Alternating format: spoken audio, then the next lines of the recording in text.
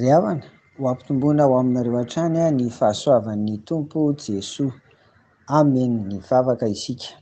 Misaotra anao hatrany izay ry Tompo Iray izay eny an-danitra fa isan'andro dia raisinao an-tanana ny maha-olona anay manontolo vatana, saina, fanahy ary hanombohanay an'izany izao mofinaina izao ka dia mitenena ianao Tompo fa mihaino izay mpanomponao amin'ny anaran'i Jesoa. Amen. Raha hibanjina ny lohahevitra hoe iaino ny toe-panahy araka an'Andriamanitra isika ry havana dia anio andao hijery hafa firenena, andao hijery tsy jiosy, ilay antsointsika amin'ny fiteny mahazatra hoe jentilisa isika. Tsy iza izany fa Kornelio ry havako. Ny asan'ny apôstôly toko 10 izay anasana anao hamaky azy fa tena ilainy izany ary dia tsy pihinao hoe ireo filazana mikasika ny Kornelio ka nanantanterahany an'izany atao hoe iaino ny toe-panahy araka an'Andriamanitra lohahevitra antsika amin'ity volana novambra ity izany. Azo lazainao manan-karena ny filazana mikasika azy ary mampaniry ilay havana, mampitsiriritra raha mandinika ny fiainan'ny Kornelio izany. Ka amin'ny andininy voalohany dia voalaza fa miaramila izy, kapiteny Romanina. Ny andininy faharoa dia vakiana amin'ny anaran'i Jesoa, mpivavaka tsara sady natahotra an'Andriamanitra izy mba amin'ny ankonany rehetra ka nanao fiantrana be tamin'ny olona sady nivavaka tamin'Andriamanitra mandrakariva. Amen. Ireto no mila zavaina fohy ny amin'ireo hoe voalohany mpivavaka tsara. Ity dia avy amin'ny Grika, tiany Grika sy ny kolotsaina Grika ny hevian'izany voambolana izany, ilazana ny olona tia hivavaka, tena tia hivavaka ry havana. Dia eo indray koa ilay hoe matahotra an'Andriamanitra. Ity indray dia nivoaka avy amin'ny tontolo jiosy ka ilazana an'ireo hafa firenena. Tonga n'ilay fitentsika foana hoe jentilisa, tsy jiosy kanefa nanaraka amin'ny fivavahan'ny jiosy izany, ilay mivavaka tamin'Andriamanitra Mpahary ary mety ho tonga hatrany amin'ny nanaraka an'ireo fomba sy ny angatahan'ny fivavahana jiosy izany, ohatra hoe ny famorana, izy raha mety ho tonga ny amin'izany. Izay izany ilay hoe matahotra an'Andriamanitra. Voalaza eto koa fa hoe izy sy ny ankonany rehetra no mpivavaka tsara sy matahotra an'Andriamanitra. Ary farany hoe nanao fiantrana be tamin'ny olona, izany hoe nanampy ny jiosy, mahantra izy, nanao asa soa tamin'ny olona maro.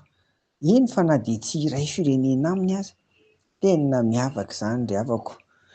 Dia eto amin'ity soratra masina ity amin'ity asan'ny apôstôly toko 10 ity, indray andro rehefa nivavaka tolakandro teo amin'ny tamin'ny telo teo izy dia nahita fahitana ary nisy anjely niteny taminy ka nilaza fa efa haren'Andriamanitra ny vavaka nataony sy ny fiantrana nataony, tena hitan'ny Tompo. Dia ireo izany no nahatonga an'ilay anjely niteny taminy endana makany amin'ny antsoina hoe Petera, dia endana makany dia atsoy izy akaty aminao. Ry havako ny zavatra tahaka izany izany ho anahy manokana eto dia lasa saina ahako satria hoe izy dia hitan'Andriamanitra ny zavatra ataony ary ren'Andriamanitra, ary indrindra indrindra ny vavaka nataony dia tsy very maina ihany koa. Izany izany tena mpivavaka. Ary faharoa misy ny ataony amin'ny tenany ary misy ny ataony amin'ny hafa, indrindra ny amin'ny mahantra, ny amin'ny sahirana, ny amin'ireo mila vonjy. Izany no mahatonga anahy niteny teny am-piangonana hoe azo lazaina ho feno ihany ny filazana mikasika ny Kornelio ary mampitsiriritra hoe raha-mbazaha moa no tahaka izany. Ary koa ireo iraka nalefan'ny Kornelio hakan'i Petera ho any aminy dia mbola miteny mikasika an'ity kapiteny ity hoe lehilahy marina sady matahotra an'Andriamanitra ka tsara laza amin'ny firenen'ny jiosy rehetra izy. Andininy faharoa amby roapolo izany.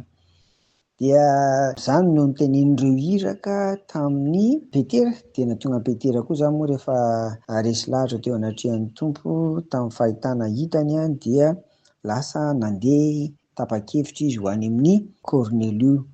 Cornelio amin'io fotoana io ny 154 dia efa nampiangona tao an-tranony, ny ankonany, ny havana manjakaiza hiaino an'izay tenenin'ny Petera. Dia mahafinaritra be eo amin'ny 124 le hoe tsara laza izy a, 124 le nanangona ny ankonany sy ny havana manjakaiza rehetra, ary ny 170 tapany farany dia milaza mihitsy izy fa vonona ny aino izay rehetra nandinidinin'ny Tompo any Petera izy zany. Rehefa tonga Petera dia nitoro-teny tao an-tranony dia nilatsaka tamin'izy ireo rehetrarehetra tao ny fanahy masina.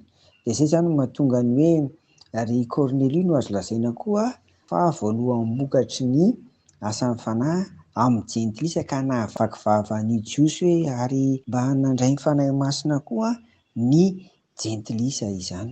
Ry havako tena zava-dehibe ary tiako zaraina zany hoe tahaka ny Cornelio voalasa tsara fa sady lehilahy marina izy ary tena mpivavaka izy, ren'Andriamanitra ny mivavaka nataony ary hitany rehetra ny asa soa sy fiantranana na mpino izay mila vonjy rehetra niainany an'izany hoe toe-panahy araka an'Andriamanitra izany. Dia irariana koa mba ho aminao zany toetra ny Cornelio zany, irariana mba ho amintsika rehetra mpivavaka ankehitriny izany.